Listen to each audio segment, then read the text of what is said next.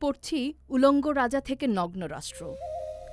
এই কবিতা পড়ে আমাকে পাগল বলে চুল কাটার জন্য মব করতেই পারেন, এমনকি করতে পারেন কবর পোড়ানোর উল্লাস।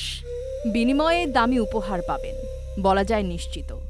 সোনাদানা, ডলার, রিয়েল, মণিমাণিক্যের জোশ যখন যেটা কাজে লাগে দিয়েন।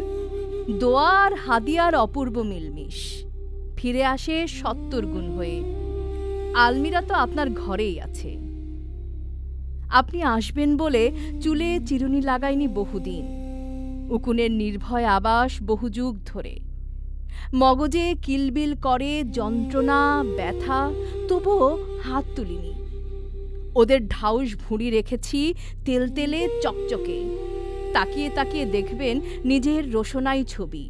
অন্যের আরশিতে নিজেকে দেখা জন্মসূত্রে পাওয়া আপনার অনন্য গুণ বটে। বহু প্রতীক্ষার পর আপনি এলেন, কদমছাড় দাড়ি নিয়ে, পঞ্চভূত বহন করে আপনার আয়না, যাতে দেখা না যায় ভেতরের হায়ানার হা করা মুখ। রক্তের কালচে পড়া কহর লেগে আছে দাঁতে। সময়ের পৃষ্ঠা জুড়ে আপনি মুছে ফেলতে চান, কালির কলস ঢেলে পাঠের অযোগ্য করতে চান। নতুন নতুন ঢেউয়ের বাহারি বয়ানে সাগরকে মেঘের ওপারে ওড়াতেও পারেন আপনি, এবং কেবলমাত্র আপনিই পারেন বিশ্বাসকে অবিশ্বাসের নিক্তিতে ওজন করতে, কর্পোরেট কৌশলে রাজনীতির দাম স্থির করতে। বাজারজাতকরণে সত্যি আপনার জুড়ি মেলা ভার। নগণ্যটির কাছে কারো চরিত্র থাকে না গোপন। নগদ প্রবাহ ছাড়া নেই কোনো ভাবনা আপনার।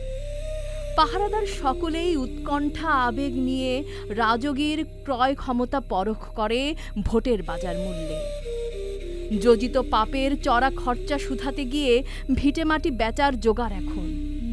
এত চড়া মূল্যে গণতন্ত্রের বস্ত্র পরিধান সে আর হবে না কখনো। উলঙ্গ রাজা থেকে নগ্ন রাষ্ট্রে আমরা প্রজারা হলাম ন্যাংটার দল।